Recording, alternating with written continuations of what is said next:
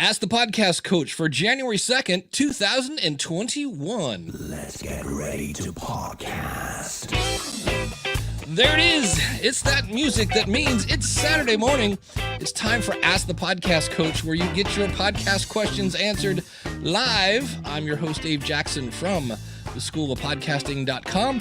And joining me right over there is the one and only from Home Gadget Geeks. You can find him at theaverageguy.tv. It's Jim Collison, everybody. How's it going, Jim? Greetings, Dave. Happy Saturday morning to you. Happy New Year. We made it. We made it to 2021. It's actually a year. It exists. It's different than 2020.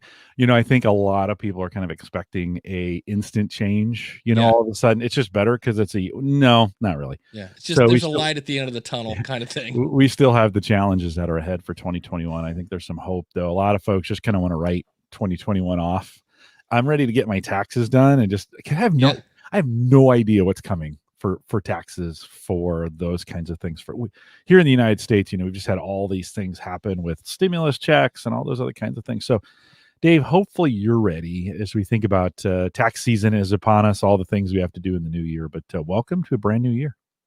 Yeah, I'm excited. A new year, I don't know about you, it makes me kind of thirsty. Yeah, I know. I'm always thirsty. And that coffee pour is brought to you by the one and only Mark over at podcastbranding.co. Reached out to Mark and go like, Mark, are we going to keep talking about you on Ask the Podcast Coach? He's like, absolutely, until I say no. So if you need a logo, if you need artwork, if you need a website, man, he makes really pretty everything, but the websites I've seen him do are really, really nice. If you need a PDF, if you need anything to look professional, well, then you got to go over and talk to Mark. And the great thing about him is he will actually work with you. So if you're like, hey, here's my show, it's about such and such, he's probably going to go listen to your show and kind of get the vibe of it, because he wants your brand to, you don't want to have some super stodgy logo and then you're, some sort of wacky morning zoo sports guy. You want it to match your brand, hence the point, podcastbranding.co. So if you're looking for any of that stuff, go over to podcastbranding.co and tell him that, Dave and Jim sent you from Ask the Podcast Coach.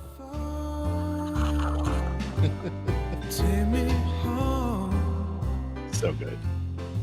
And my coffee's even better in the new year. That's right. I do want to start off with one question, because if you're wondering why we have a bunch of clocks, and then Jim got a new toy for Christmas, and we're going to talk about that. I bought for myself. Let's be really clear about that. Well, isn't that Santa? I mean, this is from Jessica. She said, I didn't act fast enough. Until recently, my podcast idea was totally unique. Today, I finally came across a very similar idea that started in September 2020. Even their title is similar in that it has one swear word and the primary subject noun is the same as mine. For that record, that whole put a swear word in the title, yeah, that's so 2020. I mean, seriously, can we move past that? How do you push yourself to continue despite knowing there's competition out there? People start podcasts all the time that are mostly the same subject as other podcast ones. So many use the same words in their titles. Yes. See, thinking outside the box. That's a good one. There's like 7 of those. I struggle with that personally. I'm overly preoccupied with the goal to be unique in everything in life, not just my podcast. I'm still going to push and make this happen, especially since I just completed a 3-week process of getting my logo designed. But any tips to overcome comparing myself are welcome. So, shall I go first? Do you want to go first? No, go ahead. You go first. First things first, go to podcastaboutpodcasting.com and you will see a list of probably at least 20 podcasts now. And some are still going. Many, many, many have quit. And so my whole thing is, yep, you're right. There's going to be shows like that. And you're going to go, oh man, but it's not a lie when people say many podcasts start and they don't make it past episode 7 or 6 or whatever it is. So if this is something you're really passionate about and you just love talking about it, then you're not going to quit. And the other people are, because especially if they're getting in to make money quickly, that doesn't work and things like that. I don't know. Anything else, Jim, am I missing here? Well, 10 years ago, I started a tech show and everybody had a tech show. And 10 years later, I'm still going and many of them aren't. And, it's just, I think your point is just get rolling, do some stuff. You're never going to be completely unique. I mean, and if you are, you're super niche. So like, don't think you're going to, the more you niche down, I think the less potential for audience you have. You're just kind of a smaller audience. I think unless you do, I don't know. I just can't think of a scenario where that's not true. So be ready for that. Sammy, my daughter, Samantha, we've been talking about starting her podcast this summer. And we've been going over names and stuff and, thinking what could we do? And we like that idea of whiskey in a wine glass, of being, cause that was kind of our mantra this summer during the pandemic. We'd have a glass of wine with dinner and then do a little bit of whiskey after dinner in the wine glass. Well, it's a song. So like if she picks that, so we could do bourbon in a wine glass. Now that doesn't sound quite as, quite as good as whiskey in a wine glass. Well, we're competing. Here's the thing about though, whiskey in a wine glass, if that is a song and people might search for it, they might find your podcast. They might. I'm going to start a podcast called Amazing Grace. See if anybody searches for that. Right. Right. Well, it is. You can think about those things as well. Do you want to try to slipstream on SEO and pick up other people's SEO? Now that could work against you. And that, like, let's just say there's so much SEO with whiskey in a wine glass for the song that no matter what we do, she's never going to show up on the front page. It's just not going to happen. Yeah. Yeah. It's something, but it is one of those things. Also, I do want to say this. I've seen people get burned by waiting, and I swear there's some sort of GoDaddy robot where they'll be like, oh, I'm going to call it whiskey in a wine glass. So you go over and you check, and whiskeyinawineglass.com is not taken. You're like, this is great. All right, we're going to get that domain when we're ready in a month. But right now we got to work on blah, blah, blah. And you go back in a month and the domain's not there. And I always tell people, I always go, and because that's one of my criteria when you come up with a name, is the domain name available? And if it is, and it's a possible, might be one of the names of your show, buy the domain then. Because if it isn't, you're out, whatever, $12, just let it expire later. But I've seen probably 6 or 7 people that will go in and they like, oh yeah, it was there like last month and now it's not. And I'm like, I don't know how that works, but yeah. Well, I just looked up whiskeyinawineglass.com and it's a broker has it. So, we're going to pay $1,000 if we want. Now, whiskeyinawineglass.net, whiskeyinawineglass.info, show, TV, those are all available. So that's where you go, whiskeyinawineglassshow.com. Yeah, we may go bourbon instead, because we drank bourbon this summer. That was kind of our drink. And I think though, for us and for this person, eventually you don't have a podcast if you don't ever start. Right. So you just got to record something. Exactly. We got words of wisdom here from Randy Cantrell. It's a famous saying about writing. I'm going to substitute write for podcast, but people who podcast for a reward by way of recognition or monetary gain do not know what they're doing. And that is, it's that season where, a couple other things here that we need to do new year. When you go to schedule, if you're a person that schedules ahead of time and you scheduled, hey, this is going to come out the first week of January, go back and double check your date. Because when I go to work on Monday at Lipson, I'm probably going to have 3 tickets of people going, hey, I scheduled something and I can't find it anywhere. It says it's published. I've gone into iTunes, or Apple. I can't find it anywhere. And you scroll down to last year and there it is, January, whatever. So don't forget to update the date, update your copyright. Not that that's a huge deal, but you probably want to do that just so you don't look like a noob. All those other fun-filled date things. So, and then, here we're getting drink recipes for you, Jim. Yeah. I discovered bourbon and lemonade. Yummy. You want to hear something? I have not had any alcohol since the last whatever podcast evolutions, probably. And I had a friend over and she introduced me to cherry vodka and Diet Coke. Oh, that's quite yummy.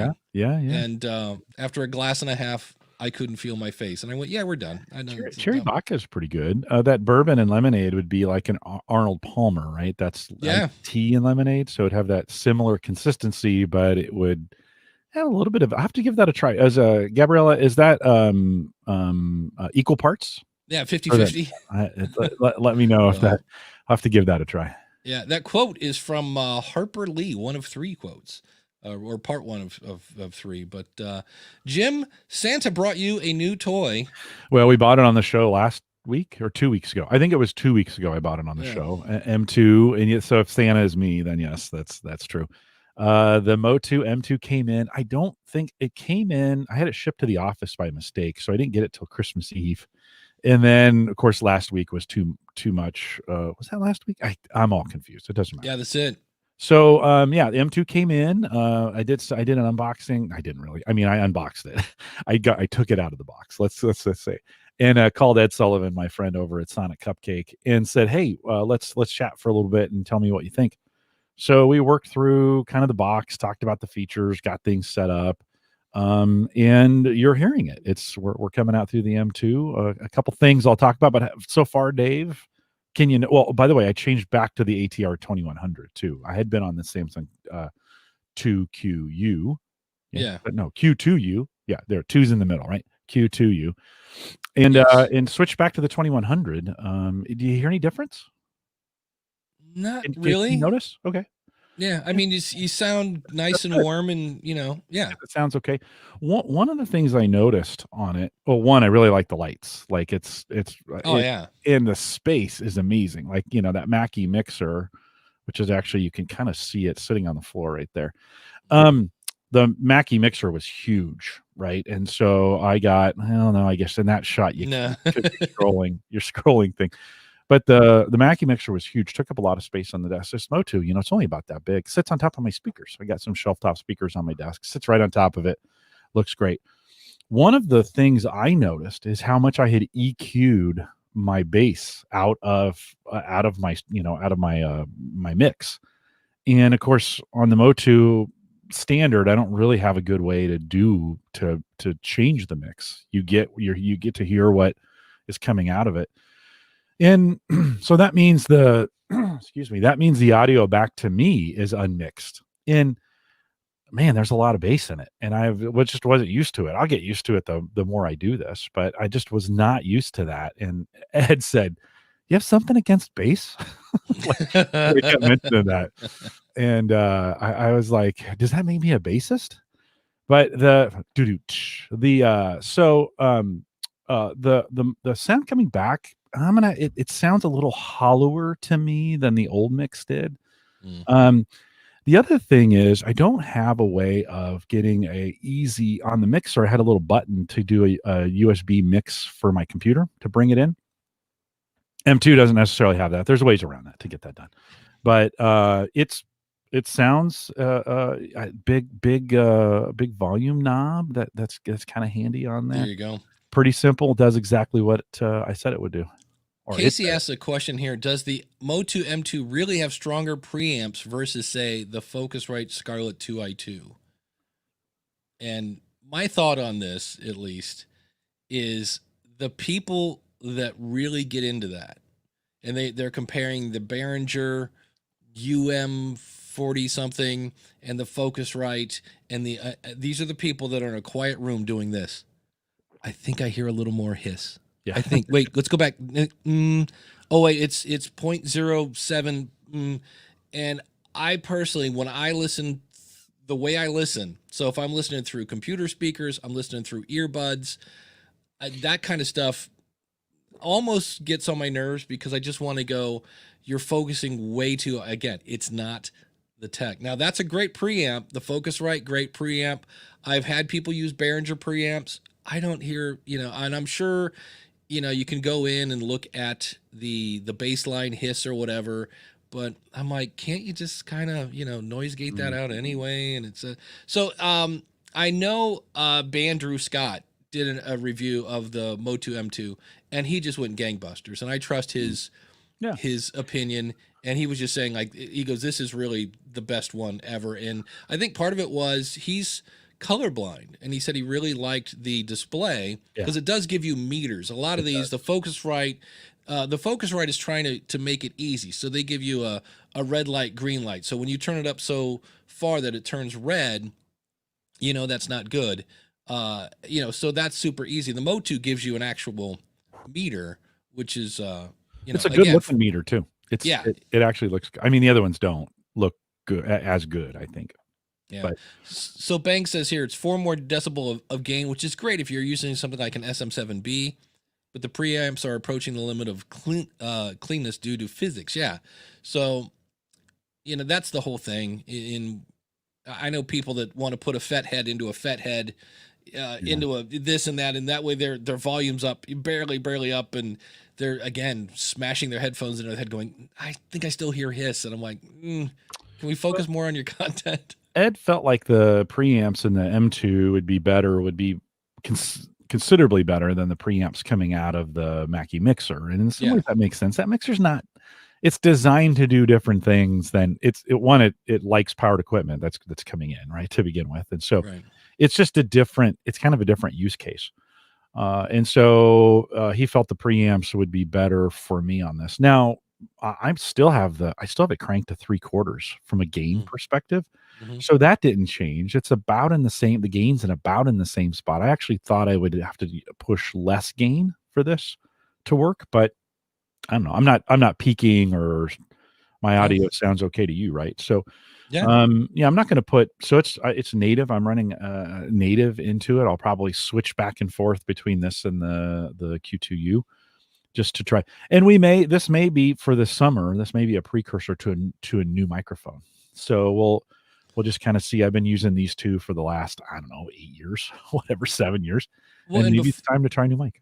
Before you had, multiple channels there. Now you have 2. Right. So I know you used to have the woman in the tube. Yep.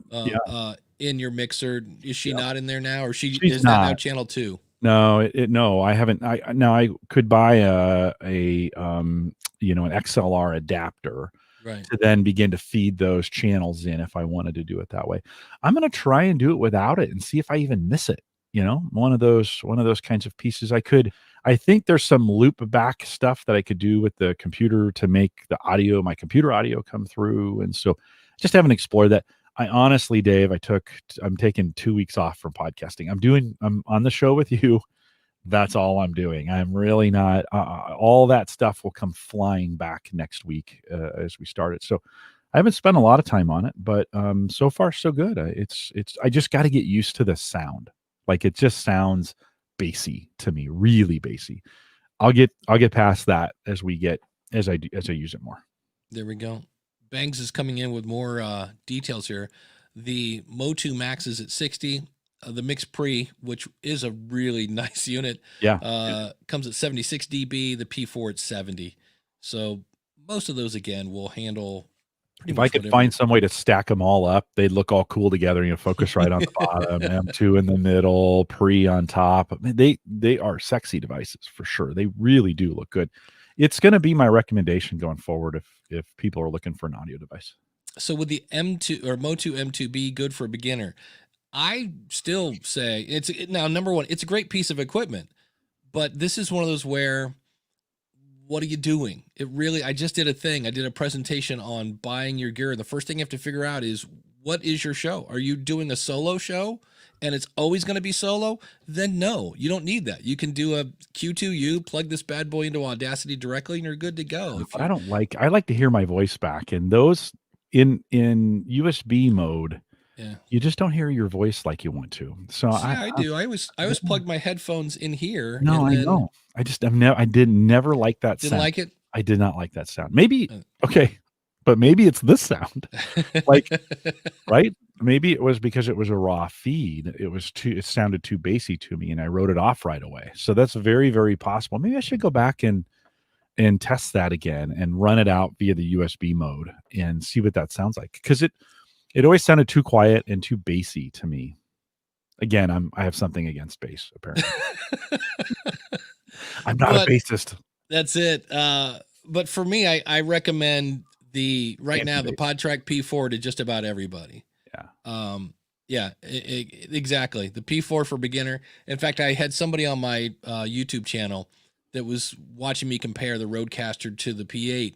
And he said, you know what? And I think at the end of that, I say, hey, for the record, you can do half this stuff with a P4. And it's, $200 versus $600. So, But the Motu is drop dead simple. So, like, if you were gonna recommend it to a beginner, it could be one that you could get into fairly easily. I thought this, I used the PreSonus Solo. I think that's what it was, the blue one. yeah. Not as easy. They get you confused with some software, and there's some things that you need to do, and it wasn't as easy as the Motu was easier to set up. Now it's half the price, but for a beginner, could they use a Motu? It would be one I think you could recommend and not have to support if you were going to recommend it. You make that recommendation, and then they come back to you with all the questions. The Motu's drop dead simple. So and if it's you and a co-host in the same room and you got a laptop, you're good to go. Yeah. Daniel from the Audacity to Podcast says it could also be your headphones if they have a lot of noise isolation. They don't, and it's the same exact earbuds that I used off the Mackie, and it's just I'm getting a lot of, again, just getting bass. Yeah. And that just sounds weird to me.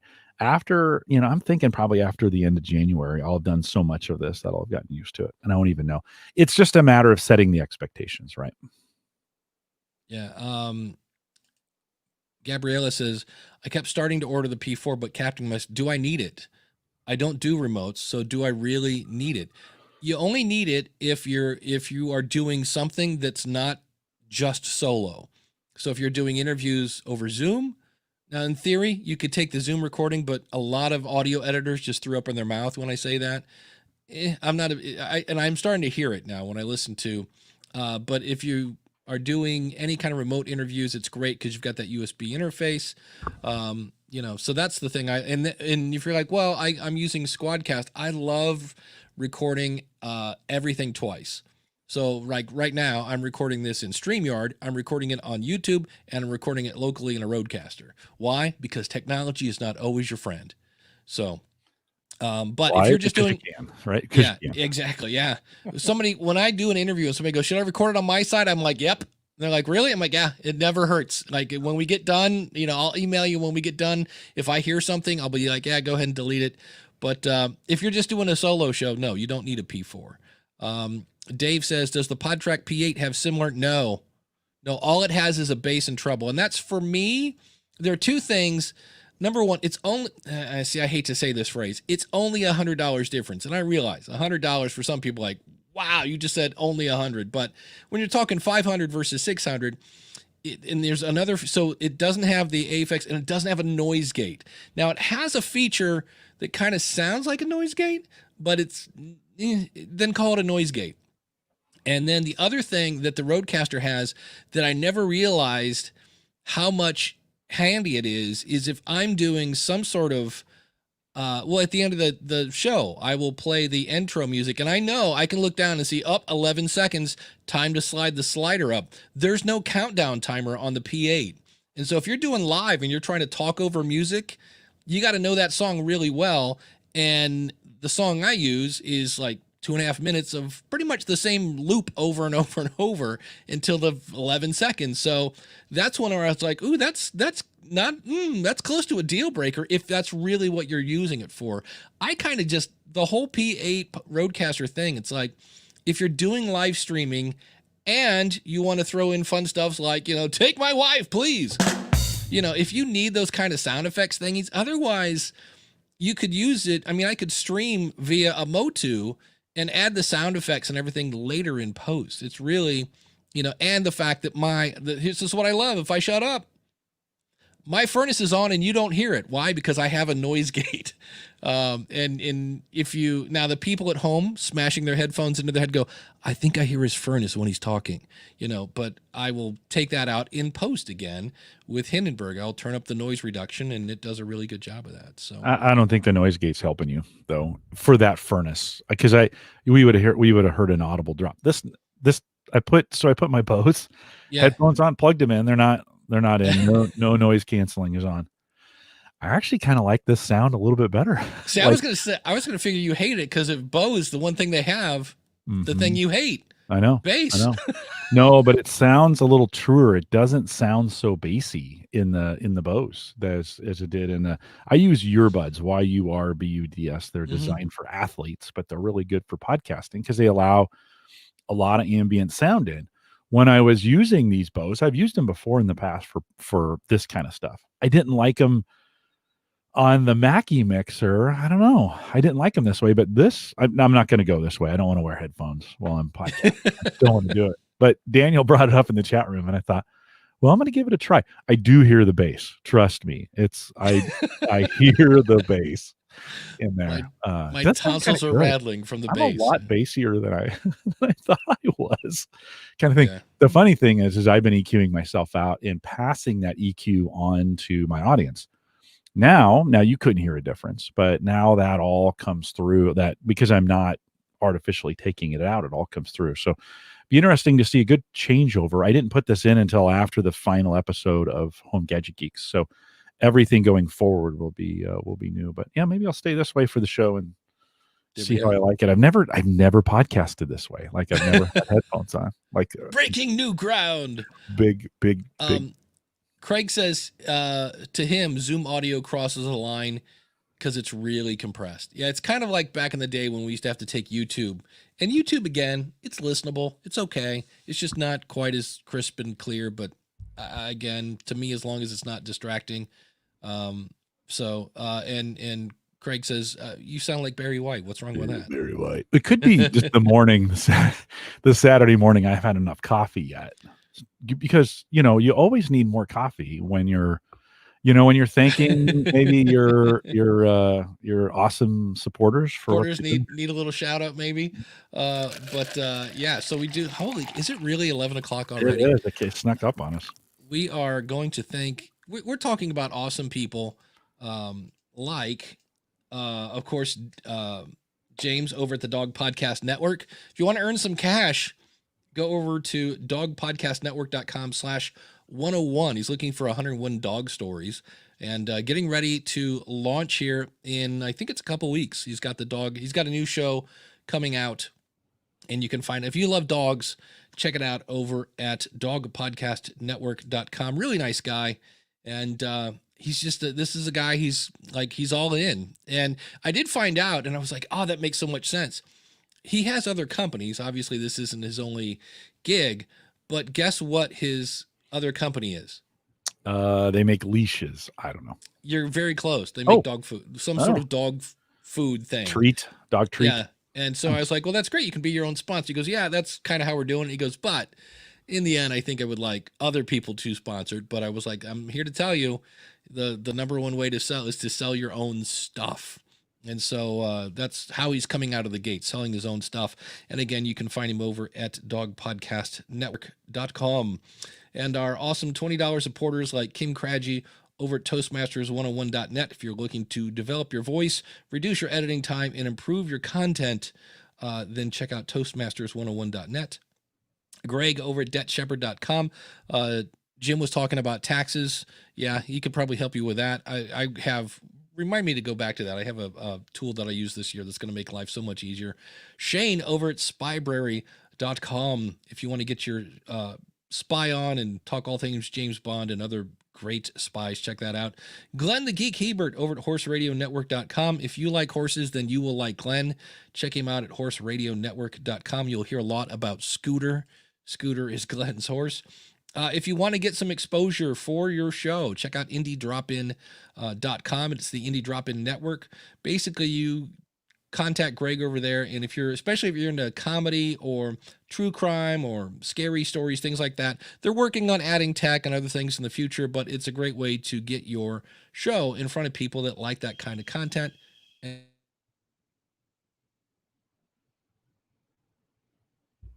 Uh-oh. Was that Dave or me? Can you guys hear me? Dave, if you can hear me, you locked up. Interesting. I just heard a little, I heard like the fire alarm go off. Okay, that's Dave. Did you guys hear that? There was like a ring right before he. Okay, good. Thanks for that. There was like a little fire alarm ring right before he he locked up. I was like, oh yeah, it could be UPS at the door. Okay, well, I did while we're waiting for Dave to come back, I did turn down the gain a little bit and turned up my earbuds. I'm wondering if StreamYard will adapt to that at that point. Did you guys notice any change in the audio? While we're waiting for Dave, we'll do a live video check. Yeah. Bang says, and I don't have any control over the chat. I can't bring it in, but Bang says battery backup UPS. That did kind of sound like a UPS going off, which would, if you don't have all your, one of the things I have here. So I have 3 PCs right behind the desk, and then I have 4 more actually in the rack across from me. And they each have their own UPS, so scaled out to kind of fit what the power load that they're putting on them. On my UPSs, I only like to tax them about half of the way. So they can take 600, I put 300 on them, roughly. So between the two, then, and I actually, the UPS that I have on this computer, so the Studio PC, and I've got 2 other ones, the battery's down to a 5-minute, like it could only survive 5 minutes. Now I only have UPSs, not for long power outages, but for the blips. I don't want, since I do everything live, I don't want, I don't want it dropping out during live. Like I want to make sure. So I have everything on the UPS. And, but 5-minute batteries still, that means the batteries are on their way out. So I ordered new batteries, a month ago, and I've been kind of waiting for the perfect time because I got to shut everything down on this side and to install those batteries. I kind of wish you could do like a hot swap of batteries, but that's probably not smart. Anyways, when you think about electricity. So I've been waiting for the perfect opportunity to do that. Which means I need to take everything down. You pull your UPS out, slide there's a little slider on the bottom. In my case, 2 batteries will come out. They have jumpers on them. I'll need to change the jumpers and then slide those back in, and you're done. You're talking, UPS, a good UPS, depending on how much equipment you have. Listen, if you're podcasting and you just have a laptop, you don't really need a UPS, to be honest, unless you're doing live and you want to protect your modem. And when I say protect, I just mean keep it powered. Your modem, your networking devices, like those things would be, even on a laptop, if you don't have those things protected and the power drops, even for a second, you're going to lose all that. You're going to drop the stream, those kinds of things. So even with a laptop might be a great idea to have one. You're talking, for if it's a laptop and your networking equipment, you're probably in the $65 to $70 range for a UPS to get that done. If you are going to add a PC, you probably want to make the jump up to the $100 ones. If you got multiple PCs, there's some about $150, $175 that you want to get into. They just have more batteries that are in. ATPC makes them. PowerShoot, I think, is one. There's a couple other brands. They're all basically about the same. So I don't think you would need to worry about that. But this would be a good, as you're thinking, Dave and I were talking a little bit about, taxes. This is something here, at least in the United States, we're all getting ready for. Well, that was fun. That might be one of those. And look, my camera's all whacked out. Yeah. Did you have to completely reboot? What happened? I was just sitting here, and all of a sudden my power went off for like a half a second. Yeah. And I was like, oh yeah, I never replaced the battery in the backup gizmo. We were just talking about that. Yeah, and I was like, and then of course when the power goes off, it takes forever for my, everything to the router to connect and internet and blah blah blah. And I was like, crap. I was like, Bangs nailed it. You just locked up, and I heard this beep. It sounded could have been like a fire alarm, and he said UPS, and I thought, oh yeah, that makes sense. And I was just telling him my UPS that protects the studio space has 5 minutes. I have, I run some software on it. It tells me, and it's like, you get 5 minutes now. I should get 30 minutes, not 5. So the batteries are bad. I ordered some new batteries, but I've been waiting for a time to switch those out. Now maybe like in your case, you probably need to, or get those batteries on order, get them in, make sure you swap them out. And because this is a UPS protects you exactly from what just happened to you. Dave, you should probably have your modem, all your networking device on its own UPS. You can buy one of those little tiny ones, one of those. Well, it's sitting right there. It's just the battery's bad. It's like, that doesn't work.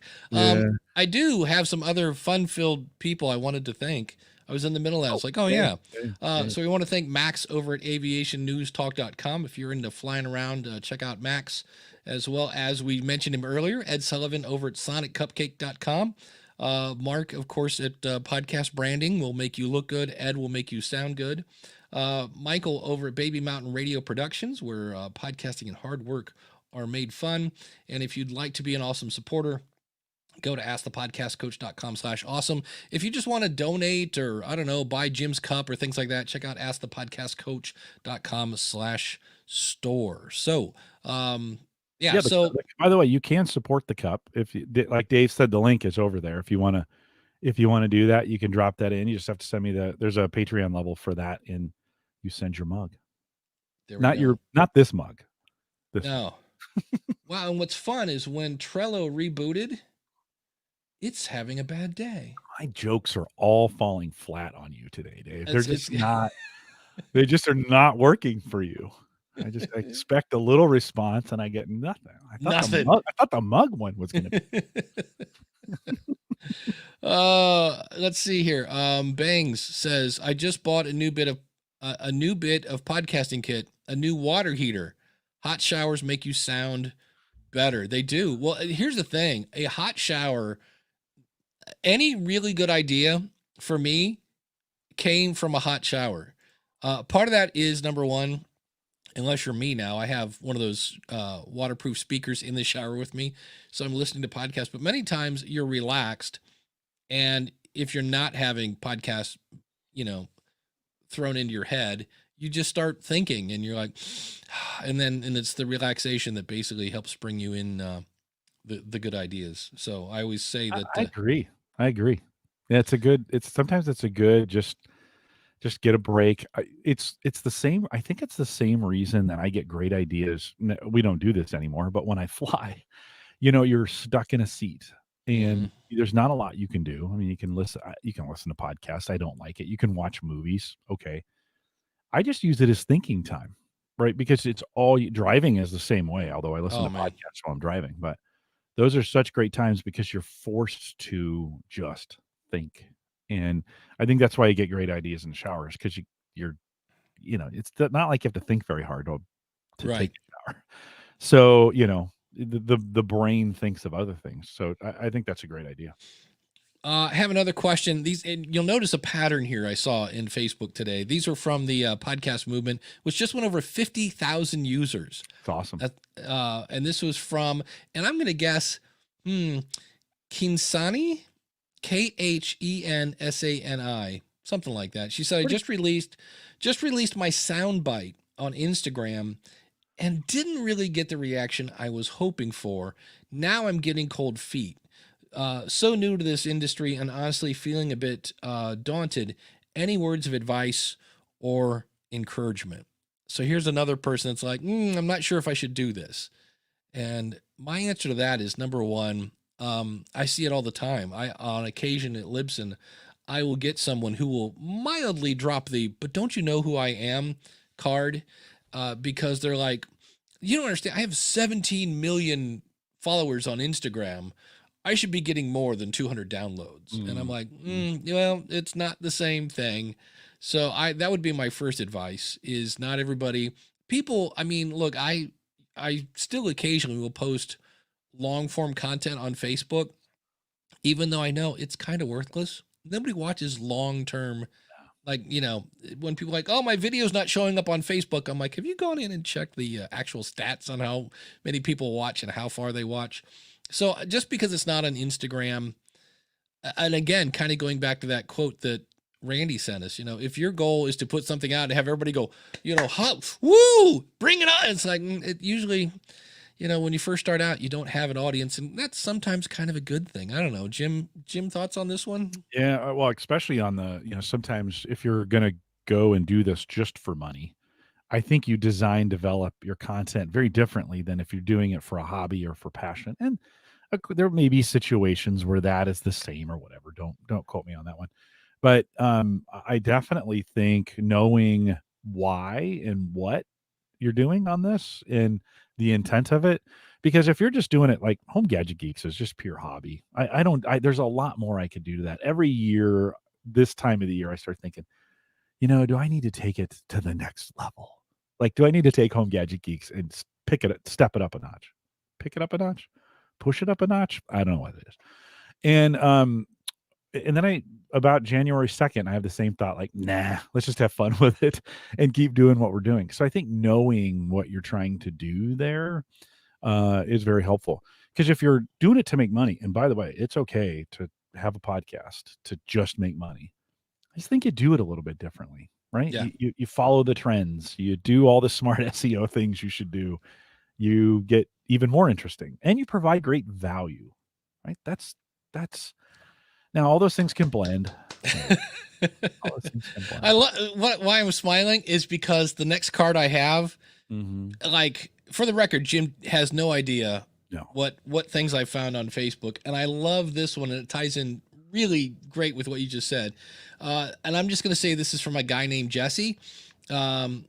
He said, when looking for guests for your show, do you go after guests that interest you or your audience? I labeled this card, seriously?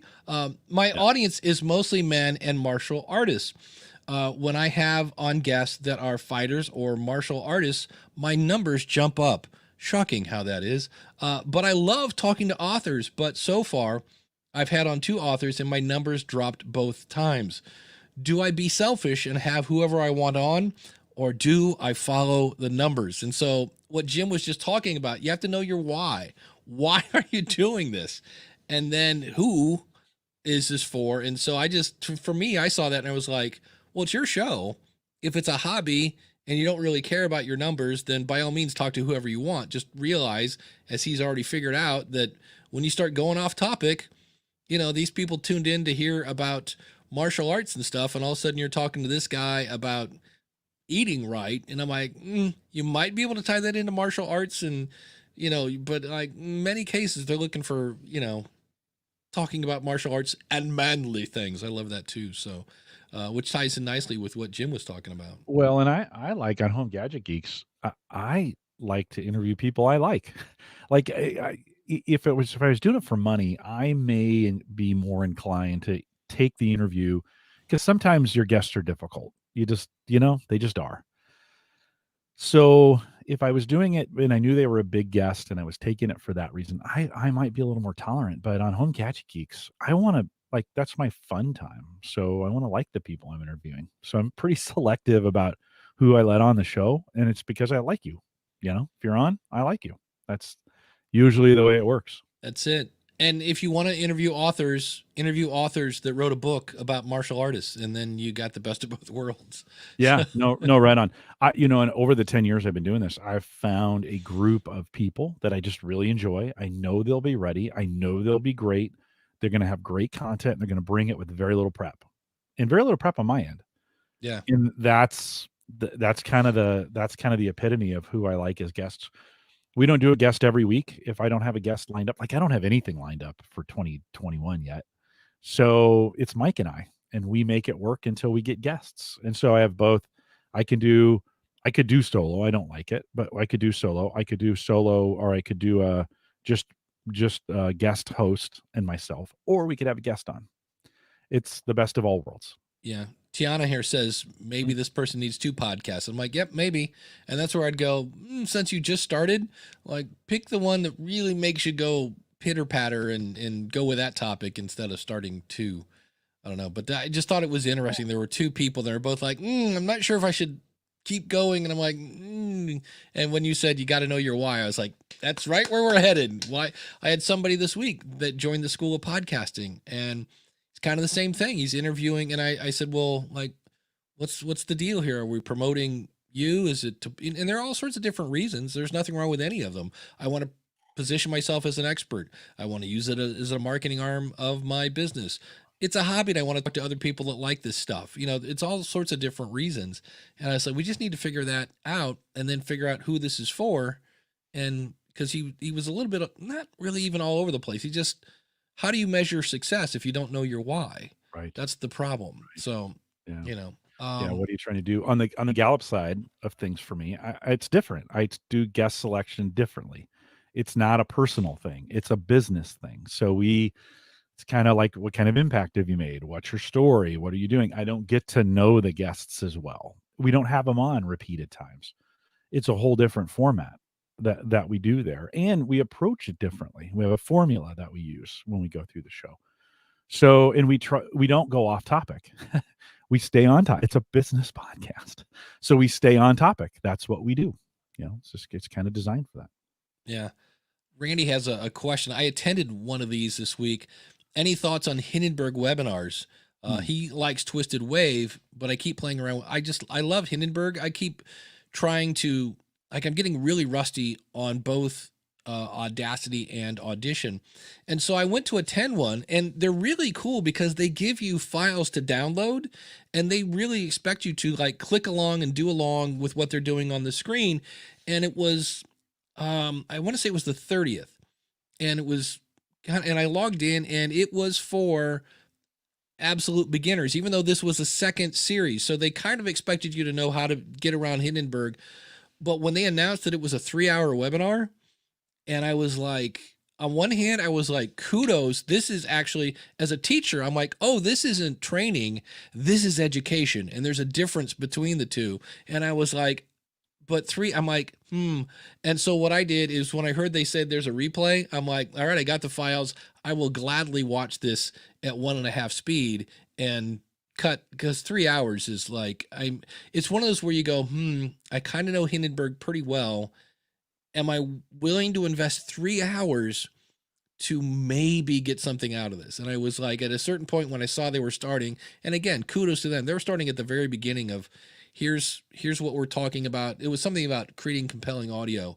And I just went, I'm not, and then at one point I went, I'm not sure I'm going to get anything out of this. And so I bailed. I was like, I'll watch it later. So it looked, I 3 hours, right? Yeah, I thought it was great that I was like, wow, this is cool. This is somebody, it reminded, I used to do that.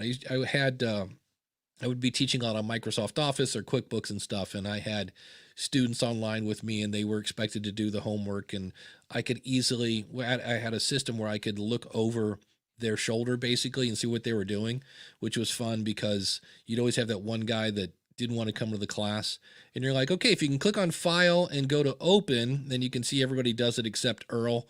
And you're like, it's right there in the upper left-hand corner, file, open. Earl, if you could just click on I'm like, all right, I'm just going to shout you out if you're going to be that rude to not attend. That was always fun. StreamYard would make a great one-on-one learning platform that way. Oh man. You could record it, record it locally, whatever that, to their servers. And then they would have a copy of their training session. I mean, how valuable would that be to be like, you can go back and watch exactly what we did, one-on-one. That'd be a great way to do it. I hadn't thought about that. I do that with Zoom. I mean, I basically do these things called office hours, which are just open. It's kind of like Ask the Podcast Coach, only it's not streamed live. And what I've been doing, what I just added to the School of Podcasting, is I started using Supercast, where you can go in and for 59 cents a person, they get their own private RSS feed. The problem I'm running into, and I need to contact them today, is I added all the members of the School of Podcasting, and I went in and said, send them the welcome email. And it says, hey, this is bonus stuff from the School of Podcasting. And then when they get the email, it's really cool. There are buttons for Apple and Google and Spotify and all these other ones. And you just click on it and it goes, hey, do you want to subscribe to this show? And they go, yes. So it's super easy, except I have some people that aren't getting the email. And I was like, did you check your spam folder? And they're like, nope, it's not there. And I'm like, So I go in, I say, send the welcome email again, and they're still not getting it. So that's my first reaction was, hey, this is really cool. And my second reaction is like, this isn't going to work if nobody gets my email saying, click here to subscribe to the show. So I don't know what's going on, but that's the update from the new Supercast users. And anyway, next up we have go ahead. Okay, before you go to that, share my screen real quick. One of the things I keep track of for you, so you don't have Oh, to, is all the various podcast hosting spots. yeah. So, Anchor, Red Circle, Launchpad, all those, right? I have Home Gadget Geeks on all of them. It just kind of keeps me up to date on all of them. And podcasts.com with an S, podcasts.com. By the way, And podcast.com now takes you to Audible. Did you know that? yeah, Okay. Amazon bought that from because wasn't Who owned it? there wasn't there was a company that had Green. Remember, it was free hosting, Mm. and maybe that's what this is. But I thought podcast.com was a free hosting site. Well, podcasts.com is. It's been around, I don't know, 4 years. It had Okay, maybe that's what I'm thinking of then. interface that never changed. Like it literally, I thought it was one of those they put out there, and I thought it would die, to be honest. Yeah. One that they put out there. And just 2 weeks ago, maybe their interface completely changed. Now, whenever you do a change like that, you think, oh, somebody's investing some money in this thing Yeah. still, right? Because it takes time to do that. I've been posting things there. It's good, bad. It's free. It's like Anchor. I don't know why it doesn't get the run that Anchor does, because it's not owned by Spotify. Yeah, exactly. Right. And then, but it's still out there and available. Just the UI changed. So, if you were, again, I don't know if I could even recommend it. I just, put my podcast out there. They get one or two. Yeah. If I remember right, they don't do redirects. Do you know? I don't know. No, I don't keep track of them the way you do that way. Because that's my big thing. It's like I don't even that, because that's the big thing. You start on a free one, then you're like, okay, now I want to leave and go to Libsyn or Captivate or Blueberry, whoever. Yeah. And then you find out later. Sermoncast, I think, is one that's horrendous. Have you been keeping up at all with the podcasting 2.0 stuff? No. With Adam Curry? No. I spent that's what I binged this week, and they were talking about, I think it's Sermoncast, and the thing I hate about and I got to be careful how I always say this. I myself consider myself a Christian. I think Jesus was a cool dude. I try to do what he says. But consequently, there are some people that go extreme with this, and they're like, I don't want to be of this world. I want to be from the world, but not of it. And I don't know why he has a Southern accent. I don't know. So consequently, they stay away from all technology. Yeah, they stay away from all technology. And there are companies that prey, no pun intended, get it? Okay, they prey on the Christians because they don't know what they're talking about. And so they were talking about Sermoncast and sermon audio. Thank you, Daniel, from the audacity to podcast.com. And they just do wacky stuff where they'll send the same episode like 100 times, each with a different keyword. They're just doing wacky stuff. And it was just like, here we go again and I know there was one, it might be sermon audio. There was one I was dealing with. Somebody was moving to Libsyn from them and they wouldn't redirect your feed. And I was like, oh, really? And that's when I just want to email them and say nasty things to them. I'm like, you really need to get out of the space if you can't redirect your feed. That's, it's just, you're going to lose about 30% of your audience. It's totally. Yeah. Well, I'll wrap this by saying if I don't recommend podcast.com, right. But if you needed a spot to just test out, you wanted to throw some podcasts that aren't going to get listened to ever, right. Use podcast.com because it is free. It's you can have, unlike Anchor, I don't think Anchor supports multiple podcasts yet per email address, right? I think it's I wish they did. It's still one. Yeah. Because I keep having to make Gmail accounts so I can go over and sign up. Yeah. Well, podcasts.com, again with the S, allows you to have multiple podcasts under the same account for free.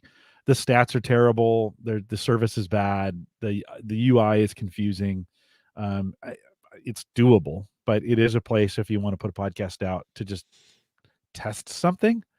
Not a bad place to go and get it done. There's plenty of these out there, but it is, once you've signed up, you got an account, uploading a podcast is super simple. It's just one page, title, description, short description, upload the URL, hit publish, it uploads it. Nothing fancy, super easy. So give it a try if you need some place to go free and maybe test out. Yeah, in the post show, I'll pull up Red Circle. Red Circle is another one that's a good that one. they're tweaking their interface. And I was like, all right, so this isn't dead. I'm still scratching my head on how that company makes any money. because they have supposedly an ad place if you want dynamic ads and things like that. But yeah. The other question I had here was somebody did my favorite thing to never do, and that is they just started a podcast, and the first thing they did was wanted to compare their numbers to everybody else. And I was like, oh, please don't do that. It will suck the life right out of you. Could newbies use podcast.com, Jim? Sounds like it. Yeah. Oh, sure. Yeah. It's really easy. You're just not going to get a lot. The stats aren't very good. They basically tell you how many downloads. That's really all you get from that. But yeah, I mean, again, it's a good, just kind of a good, I don't want to say a good place to start, Dave, because I don't want you to stay there. Yeah. Like, it's not a good place to start and stay. It's a good place. It's training wheels. Yeah. Yeah. It's free. It's definitely free.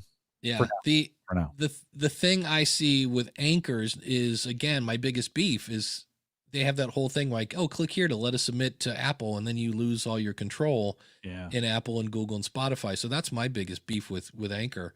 But right now I went over and looked at, and here's a head scratcher.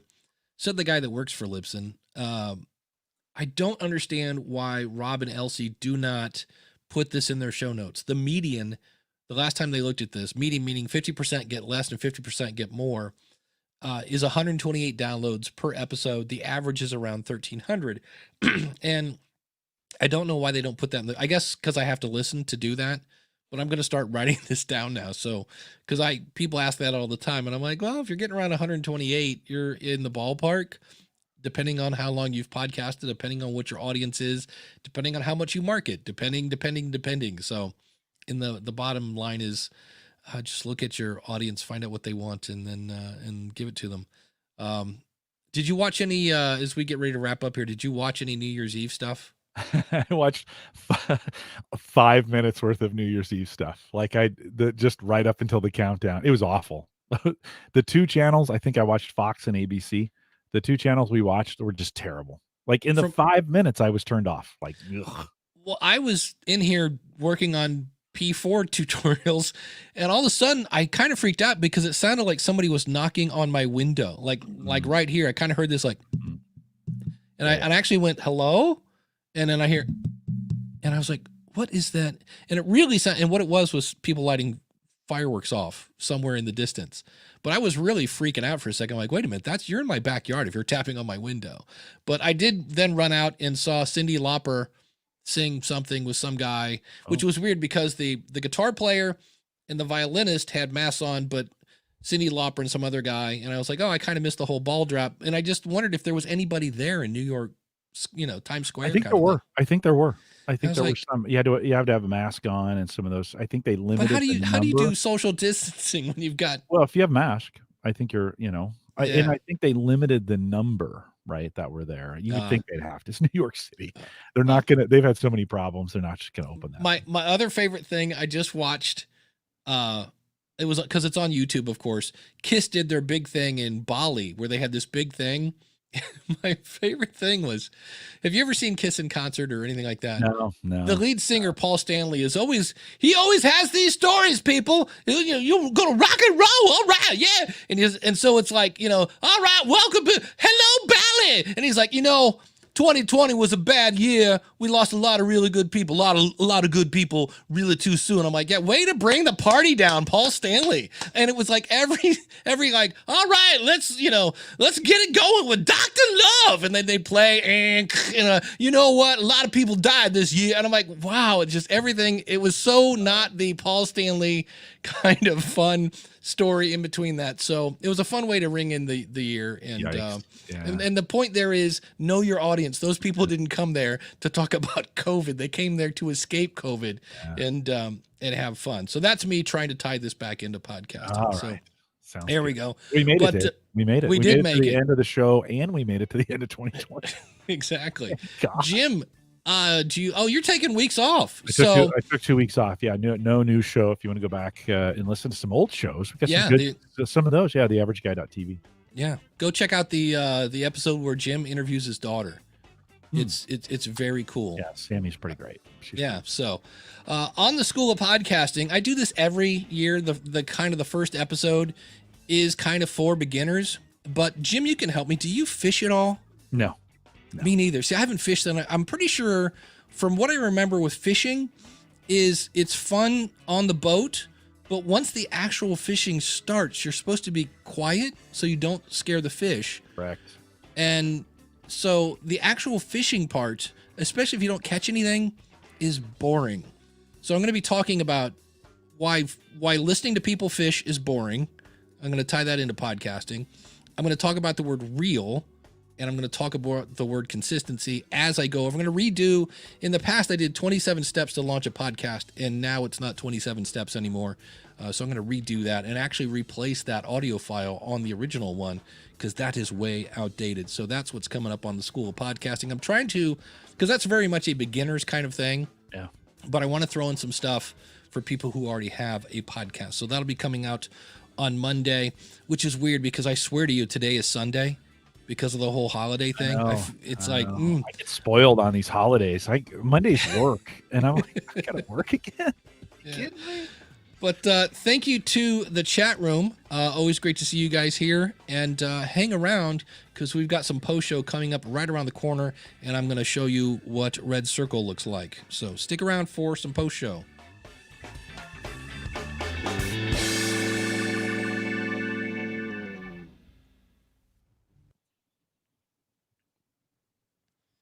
And for the record, it doesn't do any good if you fade up the Bluetooth channel. There's just nothing on that. I was like, why isn't the music coming up? Why are we not hearing that? What?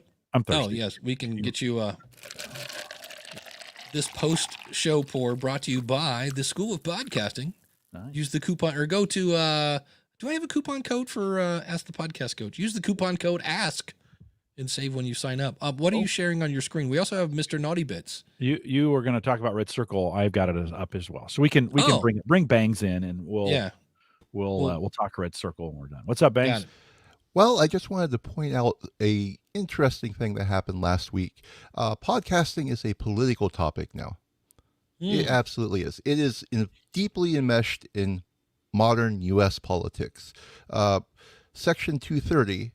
The thing that lets Libsyn and YouTube actually host content without pre-approving it, essentially, because if it didn't exist, right, they couldn't do it legally without exposing themselves to huge risks. Was essentially put in as a poison pill to be removed in order to get something else passed. Last weekend. It didn't go through, but it was in the bill to repeal Section 230 of the DMCA. Well, all kinds of crazy things going on in the United States right now. Yeah, because Section 230 means if I say something nasty on Dave's podcast, YouTube and Libsyn don't get sued. Dave gets sued. Yeah, but Banks, let's be honest, right? That thing gets removed. It causes so much chaos. Absolutely. You can't even it's not even. There was a bill on the Senate floor repealing Section 230 last week. Yeah, but it can't. That kind of stuff. I know they try to do that kind of stuff, but that kind of stuff just never works. When they try to get crazy like that, one, it almost never passes, and two, it's not manageable. There's no way to manage that. If that actually went through, say it went through and it was repealed, and all of a sudden this thing, everybody's liable for it. That's just not manageable. It wouldn't work. It would break the system, and that system's not going to be broken. That relies on the people breaking the system to understand that they're going to break it. But it's this is so obscure in so many ways that it's just not even going to be an issue. They can't. That's like saying they're going to outlaw your ability to cross a bridge. That's not manageable. You just can't. You can't do those kinds of things. If you say so, but you do realize the U.S. government has to come out with all their UFO information in 120 days because that slipped through another bill. No, I know. Last week. That kind of stuff is just obscure and odd. I just don't think it has. In that particular, back to podcasting. I don't think in that particular situation you're going to have it just wouldn't work. Well, also in the terms, it says you own the content and you are responsible for you're responsible for your content. It's we're just hosting it. Terms can say anything you want, if they're against the law, they're still against the law. Yeah. The DMCA Section 230 is what actually protects the hosting companies.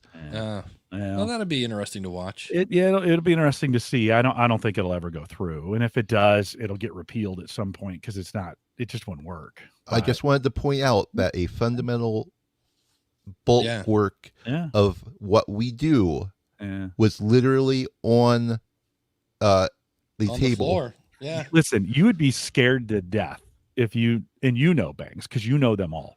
But you would be scared, the average consumer, if they actually knew what was going on in both our state legislatures and the U.S. You lose your mind. The kinds of things that go on. I mean, you just don't. For some people, Bangs, you want to keep track of all this stuff, and you do. So great, good for you.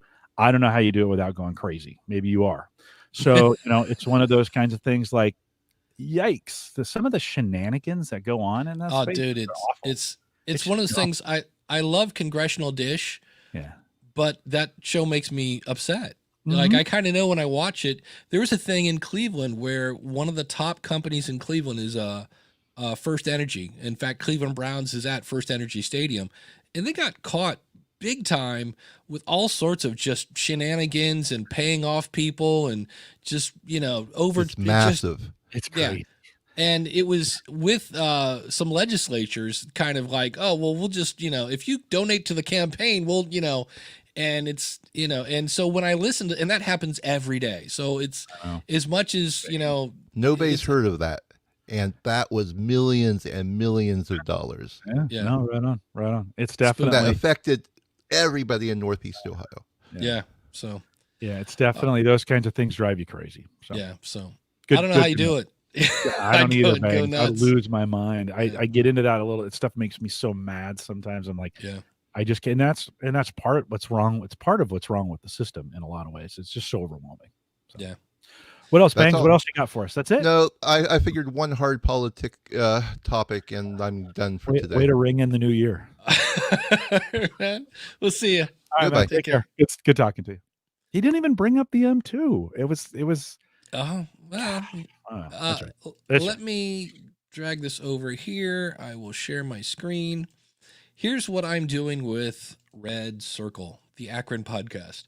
And so their analytics are pretty basic. This is for all. I have a bunch of shows on here. They're all kind of test shows. This is Red Circle, by the way. This is Red Circle. So if I say, hey, this is for the Akron podcast, I can say by episode. And they just added this kind of cool thing where I can see how many downloads are 7, 30, and 60 and 90 days. So you can see, again, I just started this, and this was the show that I was kind of like, I'm having a hard time not just calling it the COVID show.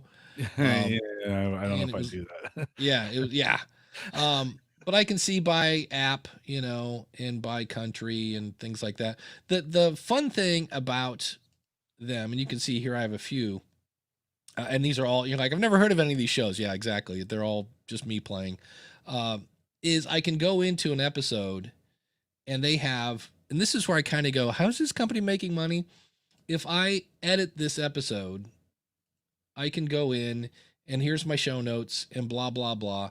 But when I click on save, it's going to take me to this screen where I can do dynamic ad insertion.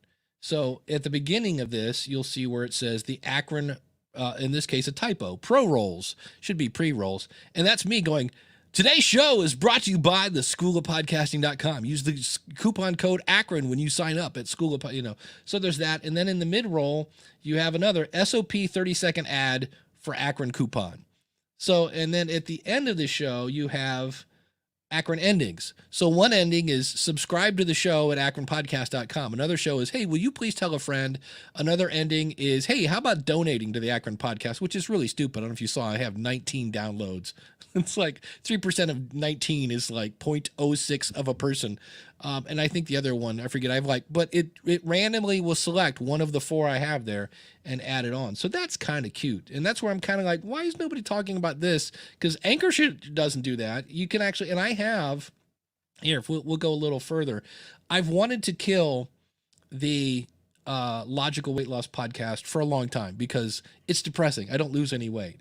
Now, this show actually gets some downloads. Now, these are not IAB certified. So I don't know how accurate they are, but if I come over here and go to the Logical Weight Loss Podcast, I'm getting, almost 5,000 downloads an episode. So I started making ads for things like Chronometer. In fact, let's do that, shall we? So Chronometer will send me 10 cents if somebody tries their product. And last month I made so I'm at $200. And if I look at this, and I also found Healthy Wage. Now, for the record, I use Chronometer. For the record, I use Healthy Wage. These are Healthy Wage is a thing where you can kind of basically create if I don't hit my goal weight, I lose money kind of thing. But you can see here that $200, 10 cents, $8.73. So somebody went over to Chronometer and they signed up for a pro plan. So I make $8. $8. Wow. I just saw this one, Healthy Wage. So somebody did a thing. So I got $50. Well, there you go. But most of these are 10 cents, $11, $2, 10 cents, 10 cents, $1.70, 10 cents, So I was like, that's kind of interesting. It's a fun little, I didn't mean to stop sharing, but that's to me. And here's the thing. This is what I don't like about this. How much money does Red Circle get for all of that? Nothing. In this case, zero. Yeah. And I'm kind of like, which means what? Which means they're going to go out of business. The way they make business in theory is if I go to here and they have it says public podcast page. So I just clicked on that. In theory, yeah. If you go here and here is where it's a weird redcircle.com/show/logical-weight loss. That's not the page. Yeah. That's landing. their page for me. That's not my page. My page is logicalloss.com. And in some cases, not in this one, there's a button where you can donate and they will take a small portion of your donation.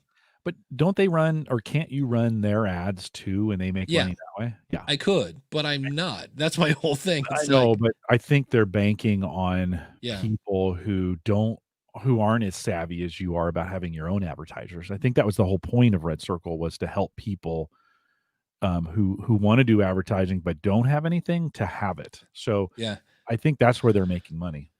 Yeah, the other thing they do, which is kind of nice, I've yet to do it, is you can set up a cross promotion. So if you make like a 30-second promo, you can go in and swap promos with people, and they do it automatically. So it's kind of cool. Veronica has a question here, since we're talking media host. I migrated my podcast from Spreaker to Podbean at the beginning of December. I have seen a significant increase in downloads and listeners. What can contribute to this? It's not the media host, I don't think. Both are IAB, right? Be certified, yeah, I think so. Oh, wait a minute. Is Podbean? I think so. They're big. Yeah. I think they are. I don't know. Could be that if it's not. It could be when you migrated, you gave the podcast some more attention unintentionally. Yeah. You did some things. I mean, that work is required there. Could be the way, even though IAB is supposed to be IAB, I'm not sure everybody who's IAB is still counting exactly the same. Yeah. Right. So, what does that mean? I don't know. We don't know.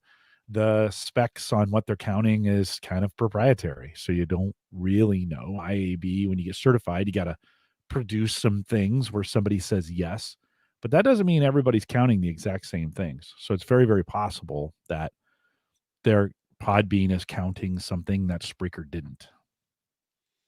Yeah, it's Spreaker was interesting. That if I were to pick unless I'm missing something, I don't know that they did a lot of innovation this year. As much as people just bang on Libsyn for not updating their interface, I'm like, at least we added some new features. It's like, it's the same interfaces, but I'm trying the bigger the systems get, the harder they are to integrate or to add to integrate. No, that's not the word I want to use.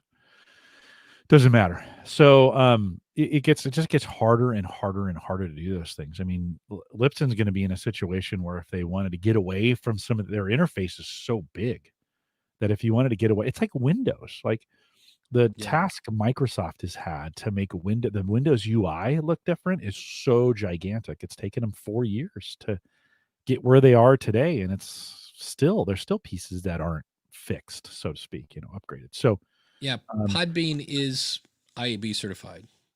okay, so they both are. The other thing is in the three. I'm assuming you did a 301 redirect from Spreaker to Podbean. In getting all your listeners converted over, you may have some that are now double subscribed, and it's downloading it twice. So I don't know. That could be. Yeah, there's a lot there. I think I would give it a couple months before I make any decisions based on numbers. If you're moving host providers, let all that come out in the wash and then move on from there. Yeah. Gary says, are those dynamic ads burnt into the file? Yes, until I go in, add a new one, and click on refresh for that episode, and it will. Yeah. In theory, yeah, it will.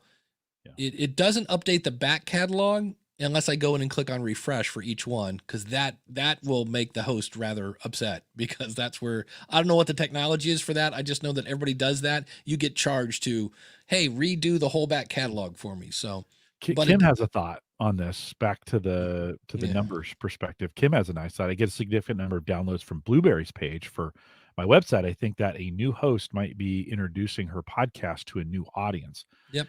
There is, in some cases, because you're new, you'll show up in a new spot, and that could be it as well. That could be. Gabrielle, could that be a strategy, Dave? Every 6 months, just try new. No, please don't. I had a guy this week, especially, here's something. If you're using insert your media host here and you've pointed your domain at the website. So if you're using Spreaker, if you're using Libsyn's page, whatever's page, as like, that's my main website. And then you go, you know what? I want a little more power. I'm going to go to WordPress. I'm going to get Mark over at podcastbranding.co to design my own website. So you take your domain name, which is also part of your feed, and you point the domain at your new WordPress website. Guess what? You just horked your feed. And it's like, so be very careful. If you've used, I always tell people when they go to Libsyn and they have a custom domain, they're like, oh, and this is my feed now. I'm like, yeah, that's your feed, but I would still use this one because it works. The slug.libsyn.com/ I said, because that way, in the event you ever want to change from the Libsyn website, you don't have to mess with your feed. And I had somebody that did that, and they kind of horked their whole podcast for a bit, and they're fine. They're not losing their audience, but to change, they had to go back and redirect their domain to point back at Libsyn so we can redirect the feed properly, and then they're going to point it back. So it's not the end of the world. But Gabrielle has a question about Simplecast. Simplecast used to be Simple, and then they were bought by, I think, Pandora, somebody. I'm not a huge fan. Let me show you what they look like. I use them for the previously known as More Podcast Money, now the Profit From Your Podcast.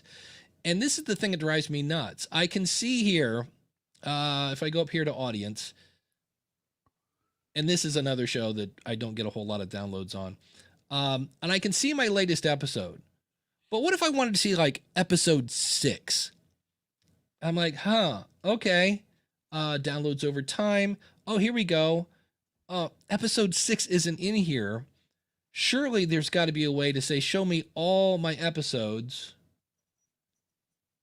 And to the best of my knowledge, I can't find it. Unless I go into maybe downloads. Nope. Unique listeners. Access the industry's most advanced listener metrics by upgrading. So maybe that's what I'm missing. If I go here to episodes, can I go into, and I have no idea what episode 6 is. It's somewhere down here. We'll just pretend it's this one. Can I see my stats here?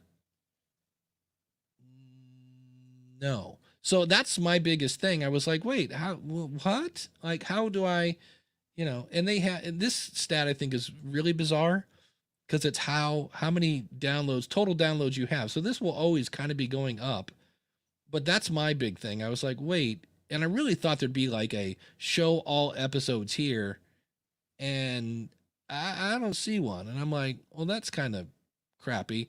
I don't know what plan I'm on. I think I'm on the cheapest one they have, so maybe if I upgrade it. For me, the other thing I think that's odd is when I make a new episode and I come in here and I upload this, I don't know what they're doing to my episode, but it's one of those where like 10 minutes later, they're like, hey, your episode is ready. And I'm like, what'd you do to it? Like, what's going on? So it's one of those where I might move my show off of this platform because I would just so not recommend it. I don't think they're bad. I find their interface a little meh. So It'd save you $15 if you're on the cheapest plan. Yeah. So, and I was grandfathered in. I might be at like 12 or something like that, but it's one of those where I need to. I have a show on Podbean, but again, I keep making crappy podcasts. I need something that actually gets some downloads so I can play with this a bit. So, but I have one on Podbean. Podbean's another one. Their stats are like, it's okay. It lets me know, but I kind of have to click around. But I know Podbean has dynamic ads, and I was like, because I am getting ready to. I was trying to get on Megaphone because Megaphone I hear a lot about, and Megaphone is one of those people that will only take you if you have a big audience because they want you to use their ads. And I was like, I don't really want your ads. I want to put my ads.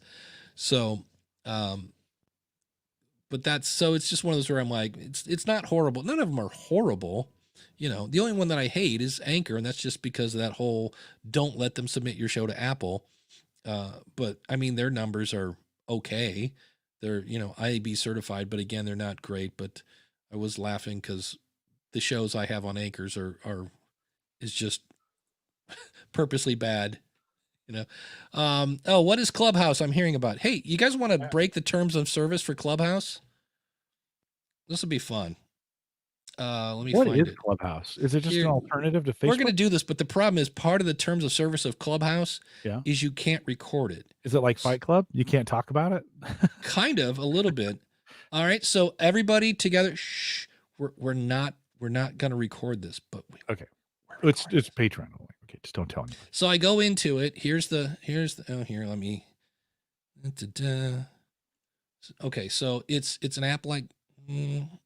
Anyway, it's showing me people, so like right now, Cliff Ravenscraft is having an Ask Me Anything. If I click on dismiss, that's the only room. So you have these rooms, and I can see there are a few people here that I know. I'm going to click on another button. Upcoming for me, I had Ask the Podcast Coach. I was going to do Ask the Podcast Coach and do that here. Again, it breaks the terms of service. I'm trying to find any room. Relationship talk. Okay. Let's go into Cliff. So I'm going to click on Cliff's Ask Me Anything. And I'm now in the room. Switch to music mode. Nope, just talking. And if I turn up the phone, in theory. Were you able to hear me, Cliff? Sorry. So this is.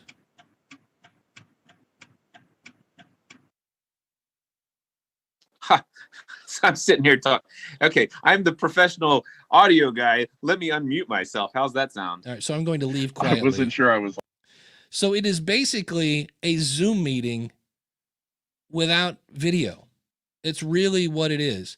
And I'm not quite sure what all the hubbub is about. But in the terms of service, it says you're not allowed to record these. And I was like, this would be, because I thought this would be great. Plug the phone in, got the Rodecaster, and I could say, hey, I can see I've got so-and-so, put them on the stage. It's kind of like here, and say, what's your question? And I need to email them and say, can I do that? Because I will be breaking, because this will be recorded. And it's only iOS. Yeah, it's Blab for audio. Yep, exactly. I think I can send you an invitation. I don't want to say that too loud because everybody's like, give me an invitation. Are they trying to limit the number for bandwidth purposes, or? I don't know. I'm getting Facebook messages. Are you hearing those just from the M2 standpoint? No, they're not coming through. Okay. No. Okay, good. And that's because they're on the computer. Right. And the whole mix minus thing. Right, yeah. Right. So it's only on iOS.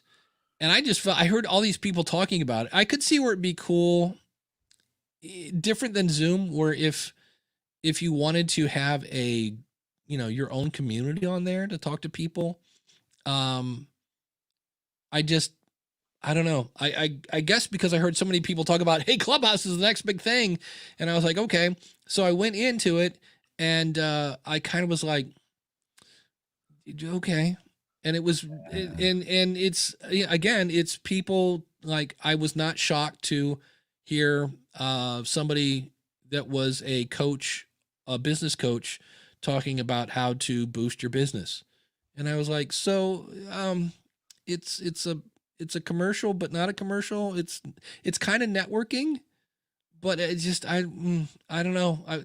I was one of those, I'm like, am I the guy that just comes in and poops on everything? I was like, but I was kind of like, maybe because it was like, oh, this is going to be huge. And I was like, it really? Cause it sounds like a Zoom meeting without people going, Kim's comment, I think, wraps that whole thing up, is exclusivity. Let's see, how did she say is this? a sale point. It's a sales point. Yeah, in some regards, make it Fear of limited. missing out. Yeah. Make it limited, and all of a sudden everybody's looking for invites. I was in a Slack group earlier, and everybody trying to hunt down invites. And you're like, okay, that automatically increases, like, just by locking it down some, that now people who probably wouldn't have talked about it before start talking about it. It's like giving something away for free versus somebody paying $5 for it. The paying the $5 sometimes is better because you get better engagement that way.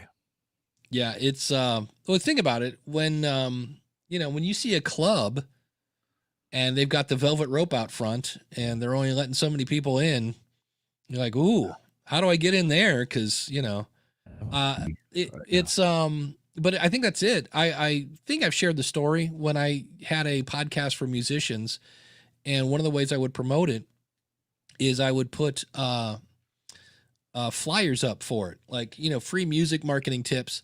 And I had 2 flyers. One, and this is the thing where you'd pull the tab off of the bottom. Yeah. And I had one that I didn't pull any off, and one where I went over and pulled one off on the left and one in the middle. And I left them both. It was in the same cafeteria, same type of traffic. And one I went over later, like a week and a half later, and almost all the tabs are gone. The other one, not a single one. Because it was perceived value. Like, somebody's pulling that.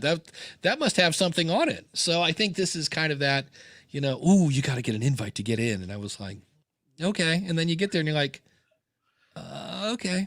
Reminds me of the at Podcast Evolutions. Me and Paul Culligan went to a party, and we had to walk through downtown LA to get there. And we go in, and you cannot see in front of your face. I mean, it's literally me and Paul, and it's thumping loud music. So Paul and I are like, so have you, like, what do you think? And he's like, what? Hey, is that Andy Dick in the corner? I don't know. What? Okay. And we left. We couldn't take it. You couldn't see in front of your face. It was like, but it was this big after party thing. And we literally, we walked in, we walked around the bar. I couldn't hear myself. I mean, it was ridiculously loud. And we're like, yeah, I think we're just, plus that was like towards the end of the week. And you're like, I can't do another one of these where I just scream. How long do you give Clubhouse? Right. I mean, come on. Like, well, it's free. That's the other thing. Yeah. It's for, okay. So all the things you're doing wrong. It's free. There's no recording to it. It's really just, I mean, once you get past the gimmicky, let's get connected on audio, I just locked up. Can you still hear me? Yeah. You're fine. Oh, okay, good. My screen just went wonky. Once you get past all those things, then you're kind of like, well, can't we do this better on other platforms? Yeah. You could do this in Slack. You could do it in Zoom. You could do it Discord. Yeah. And so unless, and you can schedule them ahead of time. I'm like, yep, you can do that in Zoom. I have a very limited Discord channel that I'm only letting certain people into. So if you're interested, Jim at theaverageguy.tv, send me a note. Yeah.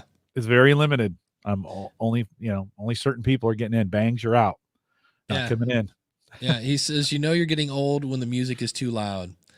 Yeah. If, no, it's always too loud, no matter how old you are. When you're young, that's why you don't have very good hearing. Gary and I have something in common.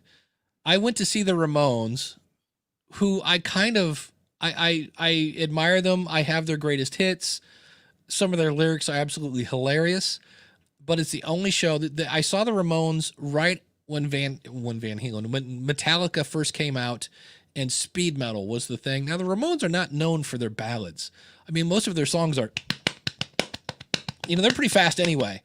And I've never heard a band ruin their own music so bad, because it came out and it was like, and I can't understand what the song is. And I'm sitting there and I'm with my buddy Mike, and I'm like, I would leave this. This is horrible, except I'm with Mike and he's probably enjoying this. And literally the way they do their show is they stop. It's kind of a thing they do. The lead guitar runs out, screams 1, 2, 3, 4, and then they go into another song. You're not going to get a lot of Paul Stanley stories at the Ramones show. So, and literally we're both sitting and both of us are going, I would leave, except I'm with Dave and he's probably enjoying this. So they finally took a break, and, Joey Ramone's out there, oh, Cleveland, what's up going on? Joey Ramone. And I looked at Mike and he looked at me and he goes, what do you think? And I go, they suck. And he's like, oh my God, yes. He goes, do you want to leave? And it was the only concert I've ever left, because it was just, I'm with you, bangs, blitzkrieg bop. Yeah. Hey, oh, let's go. Yeah. That and Rock and Roll High School and that, but I've never heard a band ruin their own music. And it was, so they will go down in history as the only concert I've ever left. Metallica, I wanted to leave because they played forever. It's like 2.5 hours long. And I was like, I don't know if I can take much more of this. It's just like, I'm like, okay, I got it. But it was fun. Yeah. Yeah, well, I'm with you in some, these networking events. We've talked about this before. They're networking events. Why would you just scream the music so loud? Yeah. They were opening for Prince. That's up there with Jimi Hendrix opening for the Monkees. I'm like, what? And Prince was a no-show. That I don't have a hard time believing. Prince was a weird dude. Interesting dude, super talented, loved him, but amazing talent. Amazing talent. Yeah. I mean, he should have he could have just wrote. He didn't even need to perform.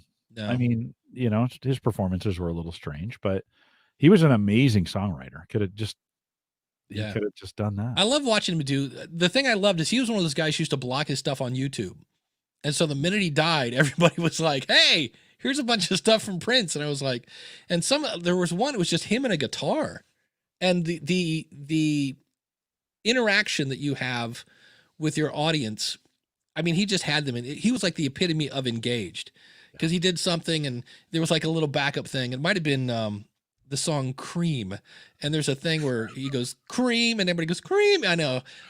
And he was he just kind of like put his eyebrow up like, hey, you're supposed to sing that. And then they didn't. He goes, oh, y'all can do better than that. Hold on. And he goes back, and it was just fun. He was kind of playing with him, but yeah, he was definitely a genius dude. So, oh, he was an amazing songwriter. Yeah. Good stuff. Dave, what do you, one thing, but on the way out, one thing you want to get done in 2021 that you didn't get done in 2020? Any big audacious goal out there? Yeah. After trying to videotape a Podtrack P4, I think I'm gonna update my video stuff. I think that's the thing. I'm not, and for the record, I'm not doing a whole Dave's leaving podcasting thing, but I am going to invest a little more in my YouTube channel. And then I'm also, I have an idea that, it's one of those things, as much as I like it, the School of Podcasting is seen as a place where you start your podcast, even though I say plan, launch, grow your podcast. Everybody sees me as the start your podcast guy. And so I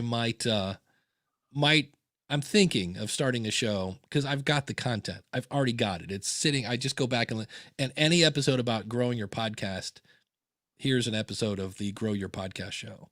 So just to kind of help, like, hey, Dave can actually help. If you already have a podcast, he's helpful for that too.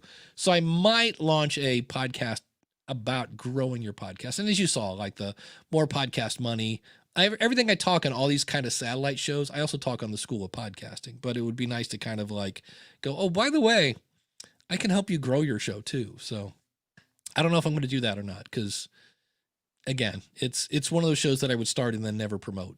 It's there. If you find me, it's there for Google searches.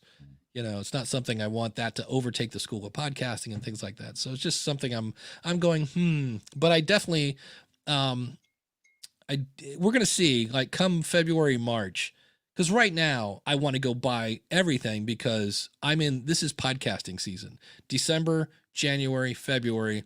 and I had a really good December. This is where you get a huge spike, but then come, spring, it starts to kind of die down. And that's where I'm like, hey, let's wait till spring. Maybe we'll see. That I may fail miserably at that, because it's hard to not spend money when all of a sudden you like, oh, look at that. But that we never did talk about it. Taxes. I know. Do you need to leave? I know we're going over. I'm good. The company I used, and I wish I could show you, but then I would show you how much I make, and that's not good. If all you need to run your podcast as a business is I need to track my income and my expense, I want to send invoices, and I want to, I use a company called and.co. I think if you go to schoolofpodcasting.com/andco, it's owned by Fiverr. It's so ridiculously, I love it, because what they do is they know I use my Gmail account, schoolofpodcasting@gmail.com. So when I get a invoice to that particular email, and I say forward this, now I set up a contact in my Google account called Shoebox, because they have a feature called Shoebox, and I go forward this email that has the invoice to Shoebox. I then log into AndCo. I go into Shoebox, and there's the invoice, and I click on it and say, make this an expense. And it's like, how much was it? It was like $12 for media hosting, for, more podcast money, blah, blah, blah. And I can now see how much money did I bring in and how much money did I spend. And it also, when you categorize that, the categories that are available are only categories that are used in your tax forms. So I can't make up my own categories. I'm like, why not? And I Google it, and I'm going through their help thing. Like, those are the categories that are in your tax form. So I'm like, oh, okay. So I have to figure out. What's the name of this again? And.co. And.co. And is it free, or do they have a plan? It's cheap. I bought a year. It was cheaper than FreshBooks. And I dumped FreshBooks because FreshBooks kept adding more features, but they wanted me to upgrade, and their upgrade, it was based on how many customers you have. Well, a lot of my customers I get once. I do, I come in, they spend an hour with me, I answer all their questions, and I never hear from them again, which is fine. It's called consulting. That's my job. I did my job if they don't come back. This, I can have as many customers as I want. I can do proposals, which I don't do. The one thing it doesn't do that I wish it did is it doesn't allow me to have somebody send me a bunch of money and then they have it on account. That it will not do, which FreshBooks did. I had a weird hack for that in FreshBooks. But you okay? Yeah, I almost died. Okay. This is where having new equipment didn't pay off, because I didn't know what to do. Where's the mute button? Immediately I felt like I was going to cough. So I reached over there, and I'm like, oh, it's not there. Yeah, there's no mute button. Then I got to find my mouse, go down, mute it here. That may be something I install on this as a hard mute button. Yeah, that's not, because I could turn this off. I could turn it off, but there's a sound. Yeah. Right. You hear the click when that happens. Again, I could do the software, but I was so used to just being able to flip a lever down, or I guess I could do that here. Again, it's new processes, right? Yeah. That are like, you got to figure out. My eyes are watering a little bit. Sorry. I almost died. Almost died. Don't die. It's a good reminder to now it's the 2nd of January. Like, I could actually start tracking my expenses better this year for next year. It's a long payoff, but what could I put in place to kind of do better with tracking expenses? I need to spend some time as I'm going through my taxes this year, and I'm going to start doing those here this week, of saying, okay, what are all the things that I need to get done for 2021 that I did wrong in 2020, and then get those good habits in place before the end of January. I was going to ask you, what's the one thing you want to do in 2021 that you didn't do in 2020? So I don't want to change my branding, but I want to enhance it. So I'm going to work with Mark. I haven't contacted him yet, but probably he's probably going to get real busy here in January, probably end of the month. Get with him. I don't want to change it, but I want to work with him to say, hey, I need new, like, I want to update it. So take what I currently have, add to it. And which is a little bit different. A lot of people go to him like, give me a whole new brand look. I don't want to do that. I need some I need some new assets that I can use in various places. And then I just want to pick his brain on like what else could I do? What else could I do to make this thing better? I also think I'm going to start investigating new cameras. Like, I think the days of the C920 are numbered here, and I think we have so many more better options with bigger, better cameras that I may start looking at upgrading from going from $100 camera to maybe a $200 or $300 camera. Well, that's the thing. The camera I want would be like a Sony, I think it's the A6400. It's something that Ray was showing me, and I'm like, Ray, you're killing me. My wallet's on fire. How much? How much is it? It's like $1,000 by the time. The problem is the camera I want to say is 800, and then you throw in a lens, and it's like the A64. It's not cheap. I was looking at Sony came out with one specifically to be a webcam, and I was real close to buying that one. And I hear a lot of Daniel says the Sony mirrorless cameras are beautiful, and so and I'm watching a video. I bought a course. That's the other thing I did in December. I bought a bunch of courses, one on video. Jason says he's got a Canon 60D, and the guy that's doing the course, and I can't remember his name, on video, loves Canon stuff. And I was like, but I'm hearing so many good things about Sony, but I'm learning about how big there's the thing, and the bigger the thing, Sensor. the better your sensor and all that other stuff. So I'm getting into it, but when I watched, there was a 6400 and a 6100. Yeah, Gary has the 6100. And I was just like, it's just one of those things. The problem is these are not cheap. And again, I have to go back and go, do I need this? I'm like, am I able? I'm like, it depends, but if I'm going to be doing a little more YouTube, I also need to lose the sticks out of the background here and just nail this thing to the wall. And then lens choice. Yeah. So it's one of those things. It's like, if I decide to go there, I am embracing a whole new learning curve. Because I used to do photography 40 years ago when I was like a teenager, when I used to understand what an f-stop was and shutter speed. So I have a little bit of knowledge of that. Daniel says, if you need a Sony only as a webcam, you can get a great quality with an older model. Yep. Can self-record longer than 30 minutes and have flip forward screens. Yeah. That's the thing where I'm like, this could do that. And then that's what they were saying. Like, go to eBay. You can buy an old camera. And I was like, So it's just one of those where I think it's one of those things I'll look into, so I know what they're throwing out all these models. I have no idea what they even look like. So I think it's one of those things I'll probably spend a couple months working, list everything out, put together a spreadsheet of the features and the options and some of those kinds of things. Yeah. Just to know it. Because Daniel makes a great point. He goes, I used a Canon T4i for years and almost never recorded anything longer than 30 minutes. Yeah. Well, Uyghur, my co-host on Home Gadget Geeks, he's got something like that. And he's got to remember to hit a button every 28 minutes so that it stop. It keeps going, right? Otherwise it'll, and I don't want that. Everything I do is longer than 30 minutes. So I'm going to need something that will stay on. It'll overheat if it stays on too long. That's the other thing. You have to pay attention to, like, does this thing catch on fire if I decide to go? So yeah, I don't know what I want to do. This is just a year I'm going to spend some time figuring it out, try some different things, talk to some people, build a spreadsheet, those kinds of things. Yeah. The other thing I thought of, as you saw, I have the Logical Weight Loss podcast is on Red Circle. That one I've been threatening to kill for years. And I thought about this the other day. I said, you know what? I have these other shows and they're kind of fun. And I'm trying to lose weight and blah, blah, blah. But there are a lot of shows I do that I'm like, unless it's really going to tie into podcasting, because that's my bread and butter. I'm like, I should probably, just do podcasts about podcasting and I don't know, maybe scale it down to 2 or 3 instead of, 7 or however many I have.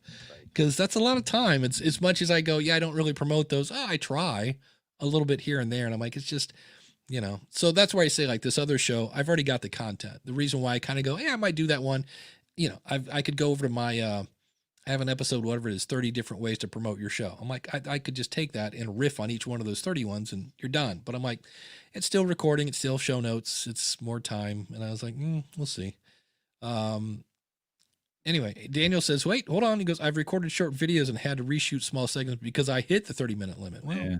most of my stuff isn't. Most of my stuff for YouTube is always like 5 minutes or less or whatever. So I just Yeah.